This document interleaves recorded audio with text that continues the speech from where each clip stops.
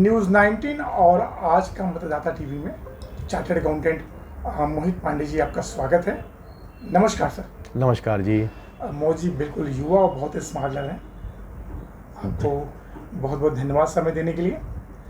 मोहित जी, सवाल मेरा पहला ये है कि देश की वित्त मंत्री श्रीमती सीतारमण जी ने जो अभी बजट पेश किया है 1 महीना पूर्व, उसको कैसा देखते हैं आप? देखिए, ये जो बजट है पिछले कई वर्षों में हमेशा मिडिल क्लास आदमी की परेशानी रही थी और शिकायत रही थी कि मिडिल क्लास वर्ग को सरकार ने कुछ भी बेनिफिट नहीं दिया।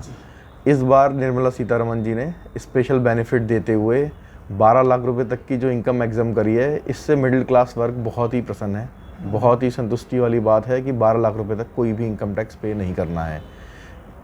ये एक बहुत ही उपलब्धि वाली बजट की रही है आम जनता के नजर में। जी, सबसे बड़ी उपलब्धि यही रही है इस बजट की। और सर, शायद जो दिल्ली चुनाव परिणाम था, काफ़ी हद तक इसका इफेक्टेड माना जाता है। बिल्कुल, देखिए दिल्ली में मैक्सिमम हमारी मिडिल क्लास लोग रहते हैं, क्योंकि जितनी भी सरकारी तंत्र है ये सब मिडिल क्लास में फॉल करते हैं। Yes yes. तो इनकी इनकम मैक्सिमम 12 लाख रुपए के अंडर होती है, जिस पे अब कोई भी इनकम टैक्स पे नहीं करना। तो ये बहुत ही सराहनीय और बहुत ही रिलीविंग स्टेप है मिडिल क्लास के लिए। सर, वित्त मंत्री ने ये भी कहा था कि इस वाले बजट के प्रोविज़न से 1 लाख करोड़ का घाटा भी होगा, कहा था। शायद आपने सुना होगा, याद होगा। तो वो राजस्व की पूर्ति कहाँ से होगी? देखिए, हमारा जो टैक्स सिस्टम है वो 2 तरीके से विभाजित है, डायरेक्ट टैक्स और इनडायरेक्ट टैक्स में। तो कहीं ना कहीं उन्होंने हमें डायरेक्ट टैक्स में तो बेनिफिट दिया है, लेकिन इनडायरेक्ट टैक्सेस में उसकी कहीं ना कहीं से भरपाई होगी, क्योंकि रेवेन्यू जो हमारा इनडायरेक्ट टैक्सेशन का है वो हर साल बढ़ता जा रहा है। तो उसको कंपनसेट वहाँ से किया जाएगा। और सर, जो मध्यम वर्ग का परिवार होता है, जब वो बचाएगा टैक्स का पैसा, तो कहीं कहीं खर्च करेगा। उससे हमारी इकॉनमी बूम करेगी और वो पैसा सर्कुलेशन में आएगा। तो डेफिनेटली कहीं ना कहीं हम उस पर इनडायरेक्ट टैक्स भी लेंगे। और प्लस दूसरी चीज़ ये है कि हम एक ग्रुप को, पर्टिकुलर ग्रुप को, लोअर क्लास को हम हमेशा बेनिफिट देते आए हैं। हायर क्लास एक रेट उसका भी कम हो चुका है कहीं ना कहीं कंपनीज पे भी। तो मिडिल क्लास को भी कहीं ना कहीं कंपनसेशन की आवश्यकता थी, जो कि बहुत ही नीडेड था। जो उन्होंने करा है वो आगे फ्यूचर के लिए बहुत अच्छा स्टेप है। अच्छा, एक इसी से जुड़ा हुआ सवाल है मोहित जी। आप बहुत ही अच्छा बोलते हैं और मैंने कई लोगों से सुना है कि आपकी विवाह टिप्पणी काफ़ी अच्छी होती है। क्या ऐसा होने से जो सेविंग या लाइफ इंश्योरेंस वाला जो लोग खरीदते थे, इससे मुझे छूट मिलती थी, क्योंकि तो डिडक्शन होगा नहीं उसका, तो वो इफेक्टेड होगा कुछ? जी, इस बात पे ज़रूर थोड़ा सा असर पड़ेगा। पहले 80C के अंदर हमारी छूट होती थी, 80D के अंदर छूट होती थी। लोगों की सेविंग की इसमें आदत थी कि 1.5 लाख रुपए की LIC हो गई, NPS हो गया, 80C CD1B में लोग उसमें सेव करते थे। अब नए स्लैब में कोई भी सेविंग नहीं है। तो ये अब आने वाला समय न्यू स्लैब का ही है। बदलते भारत की तस्वीर है कि जो भी पैसा आए उसको स्पेंड करना, इकॉनमी के अंदर लाना है, जिससे कि इकॉनमी बूम करे। तो ये गवर्नमेंट अमाउंट नहीं आता था। बिल्कुल गवर्नमेंट की स्ट्रेटजी है। अब जैसे गवर्नमेंट इसको ले जाना चाह रही है उसी हिसाब से ही चलना पड़ेगा। तभी यदि गवर्नमेंट टैक्स का एक जगह बेनिफिट दे रही है तो वो चाहती है कि मनी सर्कुलेशन में आए। मनी सर्कुलेशन में आएगा तो इसके लिए सेविंग्स में कहीं ना कहीं जरूर कटौती होगी, ये मानना पड़ेगा। ये पर्सन टू पर्सन डिपेंड करेगा कि वो अपनी सेविंग को कैसे मेंटेन कर सकता है। पहले सेविंग आदमी LIC के अंदर करता था, आज की डेट में आप देखिए लोगों ने SIP करा रखी है। म्यूचुअल फंड की तरफ लोगों का रुझान ज़्यादा है, ज़्यादा बेनिफिट है और उसमें बेनिफिट ज़्यादा है। उसमें कोई गिरावट आने का कोई मुझे स्कोप नहीं लगता। वो और बढ़ेगा ही समय के साथ में। तो दोनों तरह से जो मध्यम वर्ग है उसकी इनकम के सोर्स भी बढ़ेंगे और सरकार का आय भी बढ़ेगा। अच्छा, 2-3 सवाल और मोहित पांडे जी। इस बजट में इंफ्रास्ट्रक्चर, निवेश, कृषि और MSME सेक्टर को लेकर बहुत बड़े बड़े प्रयोग किए गए हैं। खास तौर से मैं बात करना चाहूँगा जो MSME सेक्टर है सर। तो MSME सेक्टर में सर, उनकी चाहे वो टर्नओवर की लिमिट हो, चाहे टैक्स की छूट हो या सुविधाएं हो, सब बढ़ावा दिया गया है। तो थोड़ा सा इसके बारे में बताएंगे जनता को? देखिए, MSME में पहले शॉर्ट अमाउंट जो थे, छोटे अमाउंट बैंक लोन ऋण देता था। अब उन ऋण की सीमा बढ़ा दी गई है और कोलेट्रल भी उसमें रखने की आवश्यकता नहीं है। तो ये जो चीज़ें हैं, ज़्यादा लोन आने से उनके पास ज़्यादा कैपिटल होगी। जब ज़्यादा कैपिटल होगी तो वो अपना जो प्रोडक्शन है या सर्विसेज हैं उनको बढ़ा पाएंगे और उससे कहीं ना कहीं इकॉनमी को बूम मिलेगा। सर, MSME सेक्टर देखा जाता है जो बड़ी कंपनियों को हमेशा रीढ़ की हड्डी है अगर वो नहीं होगी तो बड़ी कंपनियां सर्वाइव नहीं कर पाएंगी। तो बिल्कुल उसको फोकस करते हुए इन्होंने बहुत बड़े कदम उठाए हैं सर। जी। अच्छा, इसमें सर एमएसएमई सेक्टर को और मजबूत देने के लिए इन्होंने जो 45 डेज वाला नियम बनाया है वो कैसा है? जी बिल्कुल आवश्यक नियम है ये, क्योंकि क्या होता है कि जो हमारे छोटे व्यापारी हैं जो एमएसएमई के अंडर क्लासीफाई होते हैं, उनकी कई बार पेमेंट कहीं ना कहीं रुक जाती है। तो अब यदि पेमेंट कहीं नहीं रुकेगी, यदि कोई उसमें विवाद नहीं है, तो पेमेंट समय से होने से उनका सर्कुलेशन घूमेगा। सर्कुलेशन घूमने से कहीं ना कहीं जीएसटी कलेक्शन भी बढ़ेगा, इकॉनमी भी बढ़ेगी। ये हमेशा हर तरह से ये बेनिफिशियल है सबके लिए। वाद विवाद घटेंगे और मनी सर्कुलेशन बढ़ेगा, जीएसटी कलेक्शन बढ़ेगा, इकॉनमी के लिए ये बूम है हर तरह से। मतलब जो एमएसएमई सेक्टर का पैसा फंसने के चांसेस अब नहीं है। बिल्कुल, क्योंकि अगर कोई नहीं देता है सर तो इनकम टैक्स में शायद उसको काउंट किया जाएगा। यस, उसकी इनकम में वो काउंट हो जाएगा। जब काउंट हो जाएगा तो उसको इनकम टैक्स देना पड़ेगा। तो यदि कोई जेन्युइन केस है जहाँ पेमेंट नहीं बननी है, आदमी सिर्फ वहीं पे ही पेमेंट रोकेगा, अदरवाइज सामने वाले की पेमेंट क्लियर रहेगी। 45 डेज में जी क्लियर करना पड़ेगा जी। अच्छा सर, इस बजट में देखा गया पिछली बार भी उतना ज़्यादा फोकस नहीं था, इस बार स्टार्टअप को बहुत बूस्टिंग किया गया है कि बगैर किसी सुरक्षा मानक के बहुत ज़्यादा उनको लोन देने की व्यवस्था की गई है। तो स्टार्टअप हमारे देश के लिए कितना हितकर है सर? देखिए, स्टार्टअप को गवर्नमेंट ने काफ़ी सालों से उसको प्रोत्साहन दे रही है। उन्होंने एक इनकम टैक्स में सेक्शन है, सेक्शन 80 IAC, उसको भी इंट्रोड्यूस कर रखा है, जिसमें 3 सालों की इनकम एग्जम्प्ट रहती है। उसमें ये कैटेगराइज करते हैं कि कौन से ऐसे व्यापारी हैं जिन्होंने या तो ज़्यादा कैपिटल लगाया हो, या कोई ऐसी चीज़ लेके आए हो जो पहले इंडिया में नहीं बनती थी, या कोई ऐसी सर्विसेज दे रहे हैं जो पहले आउटसाइड इंडिया होती थी और अब इन इंडिया हो रही है, जिससे कि हमारी फॉरेन एक्सचेंज बढ़ रही है। तो ऐसी कंपनियों को वो स्टार्टअप इंडिया में 80 IC के अंदर एग्जम्पशन देते हैं। मिनिस्ट्री ऑफ कॉमर्स के अंदर ये आता है। तो जिन कंपनीज को बेनिफिट मिल रहा है, उनको 3 साल तक कोई भी इनकम टैक्स पे नहीं करना है। तो ये बहुत ही अच्छा स्टेप है गवर्नमेंट की तरफ से। पहले से ये सेक्शन था और चला आ रहा है पिछले 5-6 साल से, लेकिन अब इसकी ओर मैं ये देख पा रहा हूँ कि कई सारी कंपनीज उसमें अप्रूव्ड हैं जो कि इस चीज़ का लाभ ले पा रही हैं और इनकम टैक्स में छूट ले पा रही हैं। मतलब जो हमारे भारत देश के युवा हैं, जैसे आप देखिए कुछ लोग अमेरिका चले जाते हैं, कुछ लोग कहीं और चले जाते हैं, तो ऐसी स्थिति में जो भारत देश के लोग हैं वो भी वर्ल्ड वाइड कोई बिजनेस कर सकते हैं, उनको पैसे की दिक्कत नहीं आएगी ना?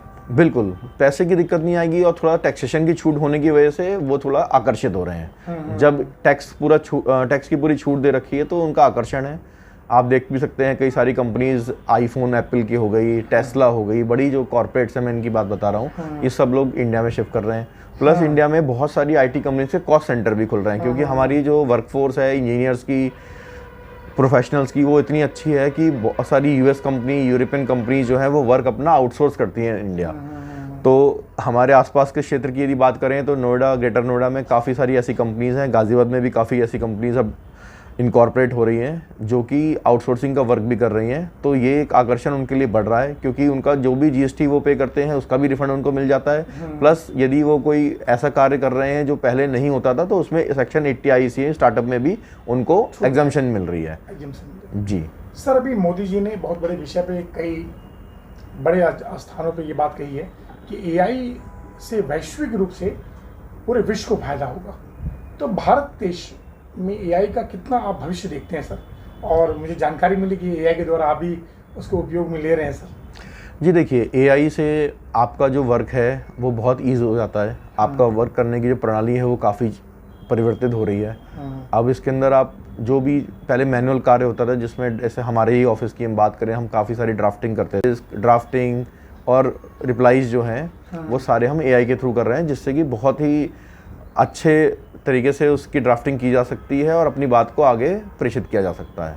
राइट। तो AI मतलब से जो लोग एक दिमाग में है कि नौकरियां छीन लेगा या नौकरी कम कर देगा, ऐसी कोई बात नहीं। देखिए, ये कॉन्सेप्ट हमेशा रहा है। जब कंप्यूटर्स आए थे तब भी लोगों का ये कहना था कि कंप्यूटर्स आ गए हैं तो लोगों का काम कम हो जाएगा, लेकिन ऐसा कुछ भी नहीं हुआ। कंप्यूटर्स आ गए तो उसके लिए ऑपरेटर्स चाहिए। AI का भी जो यूज़ है वो व्यक्ति ही करेगा, तो उसको ऑपरेट करने के लिए कुशल हमें होना ज़रूरी है। हमारे पास स्किल्स होनी चाहिए उस चीज़ के लिए। तो युवा को क्या सोचना है कि हमें उन स्किल्स को डेवलप करना है, जो भी लेटेस्ट चीज़ आ रही है उसमें अपडेट रहना है। यदि हम अपडेट रहेंगे चीज़ों के अंदर, तो कोई भी चीज़ हमारी एम्प्लॉयमेंट को नहीं छीन सकती है। अपडेट होना बहुत जरूरी अपडेट होना बहुत ज़रूरी जैसे है। आज के जीएसटी के समय में देखिए हर कोई अपडेट आता है। जी जी जी। अच्छा मोहित पांडे जी, एक सवाल और बड़ा सवाल जनता का सवाल था कि हमारा देश इंफ्रास्ट्रक्चर या ईवी इलेक्ट्रिकल या सौर ऊर्जा या अंतरिक्ष सभी में बहुत तेज़ी से काम कर रही है। पूरे विश्व स्तर पर इसकी एक तरह से चर्चा होती है, लेकिन उसके बाद भी हमारा जो डॉलर के मुकाबले रुपया बढ़ नहीं रहा है, वैल्यू कम हो रही है। क्या वजह है सर एक चार्टर्ड अकाउंटेंट के रूप में? देखिए क्या है, ये पूरा डिपेंड करता है हमारे इंपोर्ट और एक्सपोर्ट पे। करेंटली हमारे जो इंपोर्ट्स हैं वो ज़्यादा हैं, एक्सपोर्ट्स हैं वो हमारे कम हैं। और कुछ यूएस में नए इलेक्शन हुए हैं तो वहाँ पे भी कुछ नीतियों का परिवर्तन हुआ है, इस वजह से भी बहुत सारा इम्पैक्ट पड़ रहा है। तो ये एक वैश्विक चेंज है जिसको समय के साथ हमें समझना पड़ेगा और अपनी कार्यशैली को उस हिसाब से परिवर्तित करना पड़ेगा। गवर्नमेंट इस दिशा में बहुत अच्छे स्टेप्स ले रही है, इसलिए वो नई यूनिट सेटअप कर रही है जिससे कि हमारे पास फॉरेन एक्सचेंज अर्न हो सके। जैसे ही हम फॉरेन एक्सचेंज अर्न करेंगे तो डेफिनेटली रुपए की वैल्यू बढ़ेगी और हमारा रुपए जो वीक होता चला जा रहा है वो कहीं ना कहीं एक जगह पे स्टेबल भी होगा और मजबूत भी होगा। मतलब कोई डरने वाली बात नहीं है। ये समय के साथ में जैसे हम लोग इनवाइट कर रहे हैं बाहर की कंपनीज को, तो समय के साथ में हमारा जो रुपया है वो स्ट्रांग होता चला जाएगा। लेकिन ज़रूरी है कि हम बाहर की कंपनीज को प्रोत्साहित करें, वो आए यहाँ पे और हम इस तरह से सेटअप करें प्रोसीजर अपना कि वो यहाँ पे रिटेन रहें लंबे समय तक। और हम लोग भी एक्सपोर्ट थोड़ा फोकस करें, डेफिनेटली एक्सपोर्ट बढ़े सर। डेफिनेटली। राइट सर, एक बड़ा सवाल और भी था कि जब आप देख ही रहे हैं कि सारी चीज़ें अच्छी हो रही हैं, उसके बाद भी कहीं ना कहीं कोई ना कोई दिक्कत आ जाती है। तो हमारे मोदी जी बहुत 11 वर्षों से लगातार देश को आगे बढ़ा रहे हैं, तो मोदी जी के बारे में 2 शब्द बोलना चाहेंगे? देखिए, मोदी जी जैसा नेता ना तो भारत को कोई मिला था और आगे देखते हैं क्या होता है। तो वो बहुत ही सराहनीय कार्य कर रहे हैं और बहुत ही पॉजिटिव और बहुत ही सकारात्मक तरीके से उन्होंने जितने भी स्टेप्स लिए हैं सब पॉजिटिव हैं और ये भारत की रिक्वायरमेंट है, ये नए भारत की रिक्वायरमेंट है जिसको वो कंप्लीट कर रहे हैं। तो उनके बारे में जो भी कहा जाए वो कम होगा, शब्दों में बयान नहीं किया जा सकता, बट वो हमारे मार्गदर्शक हैं और जैसा वो हमारे देश को लेके जा रहे हैं हमें बिल्कुल सही दिशा में अग्रसर हो रहे हैं। उन्होंने सर आर्थिक क्षेत्र को लेकर एक बहुत बड़ा घोषणा किया था, 2047 तक हमारा भारत विकसित राष्ट्र बन जाएगा और देश शीघ्र ही तीसरी अर्थव्यवस्था बन जाएगा। तो ये बजट कितना कारगर है? बिल्कुल, ये बजट बिल्कुल उसी दिशा में आगे ले जा रहा है हमें। और हमारा जो देश है भारत देश, वो जल्दी ही विकसित राष्ट्र की श्रेणी में कैटेगराइज होगा, विकसित राष्ट्र की श्रेणी में पहुँचे। बिल्कुल। बस सर 2 सवाल मेरा और था मोहित पांडे जी, मुझे पता है आप बहुत व्यस्त हैं जी। सर, जीएसटी जो है देश का बहुत बड़ा इनडायरेक्ट टैक्स का रूप में एक बड़ा प्लेटफॉर्म है, लेकिन अभी तक इसका ट्रिब्यूनल नहीं बना। तो बहुत सारा पैसा विवादों में है और चलन में नहीं है, तो ट्रिब्यूनल बनना चाहिए। बिल्कुल ट्रिब्यूनल बनना चाहिए। गवर्नमेंट ने कुछ सर्कुलर्स निकाले भी हैं, तो मुझे लगता है ये बहुत शॉर्टली यूपी में ट्रिब्यूनल्स बन जाएंगे, बहुत जल्दी बन जाएंगे। इसके लिए नोटिफिकेशन जारी हो चुके हैं सारे। तो बस ये ऑफिसर्स की इसमें पोस्टिंग होना और नई बेंचेस डेवलप होनी रह रही हैं, ये बहुत ही जल्द हो जाएगा। क्योंकि सर ट्रिब्यूनल बन जाएगा तो जो विवादों में पैसा है ना हाई कोर्ट में पेंडिंग है वो कम हो जाएगा, वो भी कम हो जाएगा। गवर्नमेंट ने इसके अंदर इसलिए एमनेस्टी स्कीम भी लेके आई है। एमनेस्टी स्कीम के द्वारा भी उन्होंने विवाद को कम करने के लिए सिर्फ टैक्स डिपॉजिट करके इंटरेस्ट पेनल्टी माफ़ भी करे हैं। तो गवर्नमेंट इस दिशा में सोच रही है कि विवाद कम से कम रहे। तो बहुत सारी चीज़ें सरकार की तरफ से स्टेप्स लिए जा रहे हैं, जा चुके हैं जी। सर, जो जीएसटी में अमेंडमेंट तो दिन पर दिन आते रहते हैं, लेकिन क्या लोअर स्लैब को लेके और हायर स्लैब को लेके कुछ बात बोलना है आपको? उसका मेरा ये मानना है कि जो ज़रूरी सेवाएं हैं, जो मैंडेटरी सेवाएं हैं, जैसे कि इंश्योरेंस हो गया, खास तौर से हेल्थ इंश्योरेंस, क्योंकि हेल्थ इंश्योरेंस एक ऐसा सेक्टर है जहाँ पे आज हमारी गवर्नमेंट अभी हेल्थ के लिए कुछ बहुत ज़्यादा कर नहीं पाई है और जनता को सर्विसेज उस हिसाब से नहीं मिल पाती हैं। तो लोग प्राइवेट सेक्टर के थ्रू इंश्योरेंस अपना कराते हैं, इंश्योरेंस के थ्रू वो अपना प्राइवेट हॉस्पिटल में इलाज कराते हैं। उन इंश्योरेंस पे जीएसटी जो है वो एग्जम्प्ट होना चाहिए, क्योंकि ये एक आवश्यक सेवा है, ना कि कोई लग्जरी आइटम है। तो मेरा ये हमेशा रहेगा कि यदि जो आवश्यक सेवाएं हैं, सरकार से अपील रहेगी कि इस पे वो जीएसटी ज़ीरो कर दे। ये बहुत बेहतरी के लिए, समाज की बेहतरी के लिए रिक्वायर्ड है। सर, ये बात हम आप तक वहाँ तक पहुँचाएंगे। पूरे बजट के अंदर कुछ और अमेंडमेंट या कुछ और सुझाव देना चाहते हैं?